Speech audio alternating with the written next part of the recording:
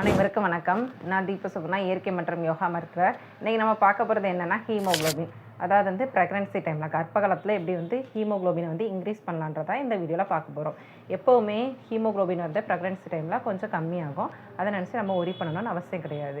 இதுக்கு ரீசன் என்னென்னா, நம்ம பாடியில் வந்து 30-40% வந்து நம்ம பாடியில் வந்து பிளட் வந்து இன்க்ரீஸ் ஆகிறதுனாலையும், அட் த சேம் டைம் குழந்தையோட வளர்ச்சிக்காண்டியும் நமக்கு வந்து இந்த மாதிரி டெஃபிஷியன்சி காணப்படும். இந்த டெஃபிஷியன்சின்னு சொல்கிறத விடையும் கொஞ்சம் கம்மியாக காணப்படும். ஸோ அதை நினச்சி நீங்கள் யாரும் ஒரி பண்ணணும்னு அவசியம் கிடையாது. ஹீமோகுளோபின் வந்து நமக்கு வந்து கம்மியாச்சுன்னா நமக்கு வந்து பாடியில் என்னென்ன விளைவுகள் வந்து ஏற்படுதுன்றதை ஃபஸ்ட் நம்ம தெரிஞ்சுக்கணும். ஓகேங்களா? அதுக்கு முன்னாடி வந்து ஹீமோகுளோபின் கம்மியாச்சுன்னா நம்ம எப்படி தெரிஞ்சுக்கலாம்? ஜென்ரலாகவே வந்து ப்ரெக்னன்சி டைமில் ஹீமோகுளோபின் கம்மியாகுதுன்னா எப்படிலாம் இருப்பாங்க அப்படின்னா, கொஞ்சம் வந்து ஃபெட்டிக்காக இருப்பாங்க, ரொம்ப தளர்ச்சியாக இருப்பாங்க, அவங்களுக்குள்ளே ரொம்ப வீக்னஸாக ஃபீல் பண்ணிப்பாங்க. அட் த சேம் டைம் அவங்களுக்கு வந்து மூச்சு வாங்குறது அதிகமாக காணப்படும். கை அதுக்கப்புறம் கண்ணெல்லாம் பார்க்கும்போது ஒரு வெளுத்து போன மாதிரி பேலாக இருந்த மாதிரி இருக்கும். ஓகேங்களா? இதெல்லாம் வந்து ஹீமோகுளோபின் வந்து கம்மியாக இருக்கிறனால வர ஒரு சிம்டம்ஸ்ன்னு சொல்கிறோம். அட் த சேம் டைம் இந்த ஹீமோகுளோபின் வந்து நமக்கு கம்மியாக இருக்குது, கம்மியாக இல்லையான்றதை எப்படி தெரிஞ்சுக்கணும்னா, எப்போவுமே மாதந்தோறும் வந்து அதாவது ப்ரெக்னென்ட் ஆகிட்டிங்க அப்படின்னாலே ஃபஸ்ட்டு வந்து எப்படி செக் பண்ணுறீங்களோ அதே மாதிரி ஹீமோகுளோபினும் எவ்வளோ இருக்குன்றதை செக் பண்ணிக்கோங்க. மந்த்லி ஒன்ஸ் ஆகுது. அதாவது ஹீமோகுளோபின் இதுக்கு முன்னாடி கம்மியாக இருந்தவங்களுக்கு வந்து கண்டிப்பாக வந்து மாதத்துக்கு ஒரு முறையாவது கண்டிப்பாக நீங்கள் வந்து ஹீமோகுளோபின் வந்து செக் பண்ணிகிட்டே வாங்க. ஓகேங்களா?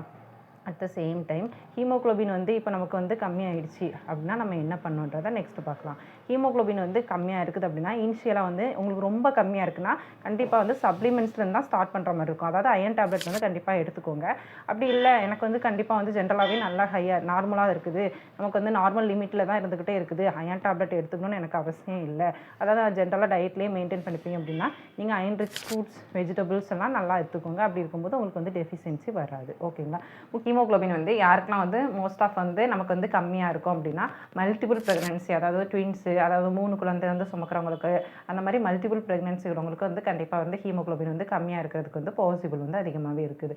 அட் த சேம் டைம் நமக்கு வந்து முன்னாடி அதாவது வந்து ப்ரெக்னென்ட் ஆகிறதுக்கு முன்னாடி உங்களோட மென்ஸ்ட்ரல் ஃப்ளோ அதாவது மென்ஸ்ட்ரல் சைக்கிள் அதாவது மாதம் வர பீரியட்ஸ் அப்போ வந்து ஹெவியாக வந்து மென்ஸ்ட்ரல் வந்து ஃப்ளோ வந்து அதிகமாக இருக்கிறவங்களுக்கும் ஹீமோகுளோபின் வந்து கம்மியாக இருக்கிறதுக்கு வந்து சான்சஸ் இருக்குது. அட் த சேம் டைம் உங்களோட டயட்டில் வந்து ப்ராப்பராக அயன் நீங்கள் எடுத்துக்கலனாலும் ஹீமோகுளோபின் வந்து கம்மியாகிறதுக்கு வந்து சான்சஸ் இருக்குது. ஓகேங்களா?